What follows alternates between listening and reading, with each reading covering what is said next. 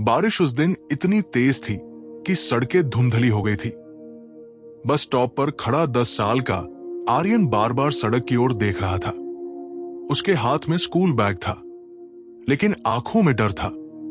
आज उसके पास छाता नहीं था और घर बहुत दूर था।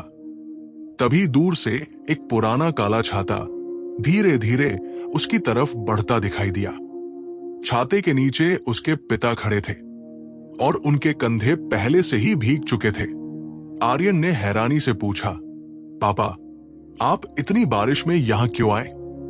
पिता हल्का मुस्कुराए, बोले, सोचा मेरा बेटा भीग न जाए। आर्यन छाते के नीचे आ गया, लेकिन उसने ध्यान नहीं दिया कि छाता थोड़ा उसकी तरफ झुका हुआ था और पिता का आधा शरीर बारिश में भीग रहा था। वो बस चलने लगा। उसे लगा ये तो एक साधारण सी बात है, लेकिन उस दिन की कहानी यही खत्म नहीं होती। आर्यन का परिवार एक छोटे से किराए के घर में रहता था।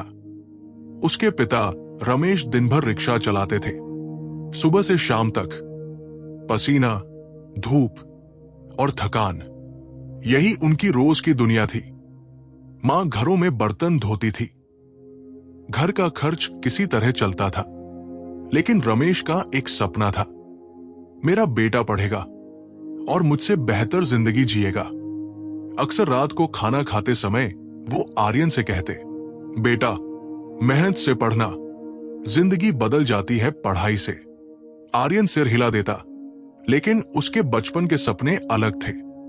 उसे लगता था उसके दोस्त ज्यादा खुश हैं, उनके पास अच्छे जूते हैं, रंगीन बैग है और बड़े छाते हैं। एक दिन स्कूल में फिर बारिश शुरू हो गई।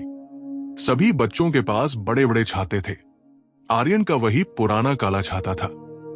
दोस्त हंस पड़े, अरे ये तो दादाजी वाला छाता है। आर्यन चुप रहा, लेकिन अंदर कुछ टूट गया। घर पहुंचकर उसने गुस्से में छाता जमीन पर फेंक दिया। मुझे ये पुराना छाता नहीं चाहिए। मां चौंक गई, क्या हुआ बेटा?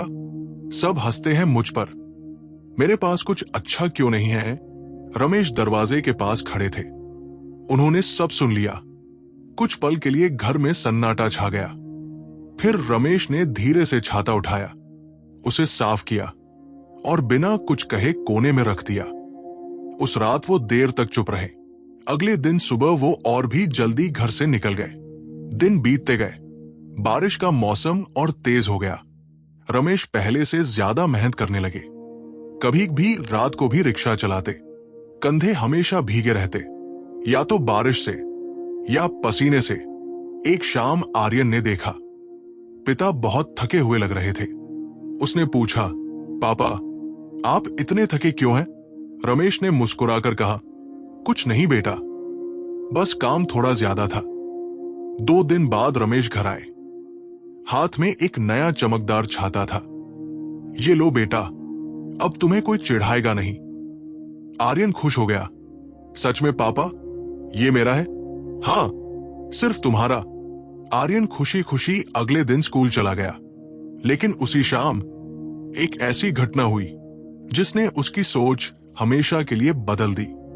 स्कूल से लौटते समय अचानक मूसलाधार बारिश शुरू हो गई। आर्यन नए छाते के नीचे खड़ा था। तभी उसने सड़क के दूसरी तरफ अपने पिता को देखा। रमेश रिक्शा चला रहे थे, बिना किसी छाते के। उनकी शर्ट पूरी तरह भीग चुकी थी। बारिश लगातार उनके कंधों पर गिर रही थी। आर्यन दौड़कर उनके पास गया। पापा, आपका छाता कहाँ है? रमेश हंस दिए, बोले, अरे मेरा क्या है बेटा, मैं तो बारिश का आदी हूं।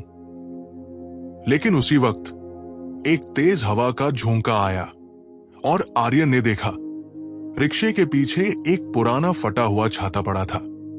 वही पुराना काला छाता जो उसने गुस्से में फेंका था। अब वो आधा टूट चुका था। आर्यन की आंखें भर आई। उसे अचानक समझ आया, नया छाता खरीदने के लिए पिता ने अपना छाता छोड़ दिया था और शायद कई दिनों की अतिरिक्त मेहनत भी की थी। उसका गला भर आया। वो धीरे से बोला, पापा, आप मेरे छाते के नीचे आ जाइए। रमेश मुस्कुराए, नहीं बेटा, तुम भीग जाओगे। लेकिन इस बार आर्यन ने छाता जोर से उनकी तरफ बढ़ा दिया। आज आप भी नहीं भीगेंगे। पापा। दोनों एक ही छाते के नीचे चलने लगे। लेकिन पहली बार आर्यन ने छाता अपनी तरफ नहीं, पिता की तरफ झुका दिया। बारिश अब भी उतनी ही तेज थी, लेकिन आर्यन के अंदर कुछ बदल चुका था।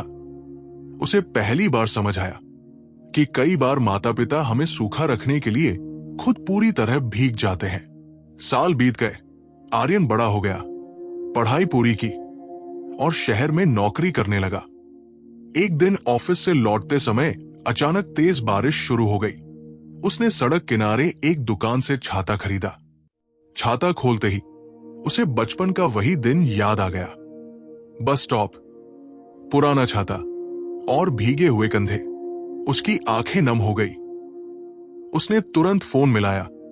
पापा। दूसरी तरफ से आवाज आई, हाँ बेटा। आर्यन कुछ सेकंड चुप रहा, फिर बोला, पापा, उस दिन आप सच में बहुत भीग गए थे ना? फोन के उस पार हल्की हंसी आई। बेटा, पिता लोग बारिश से नहीं डरते। आर्यन की आंखों से आंसू गिर पड़े। उसे पता था यह सच नहीं था। पिता भी ठंड महसूस करते हैं, दर्द महसूस करते हैं, लेकिन वो कहते नहीं, क्योंकि उनका प्यार शब्दों में नहीं, कंधों पर गिरती बारिश में दिखाई देता है। और यही इस कहानी की सबसे बड़ी सीख है। कभी भी हमारी जिंदगी का सबसे मजबूत छाता हमारे माता पिता होते हैं। वो हमें बचाने के लिए खुद भीगते रहते हैं और हमें तब समझ आता है जब हम बड़े हो जाते हैं। अगर आपके जीवन में भी कोई ऐसा इंसान है जिसने आपको बारिश से बचाया है, तो आज ही उन्हें धन्यवाद जरूर कहिए। अगर आपको यह कहानी पसंद आई हो तो इसे लाइक करें, शेयर करें और चैनल को सब्सक्राइब करना न भूलें। मिलते हैं अगली प्रेरणादायक कहानी में।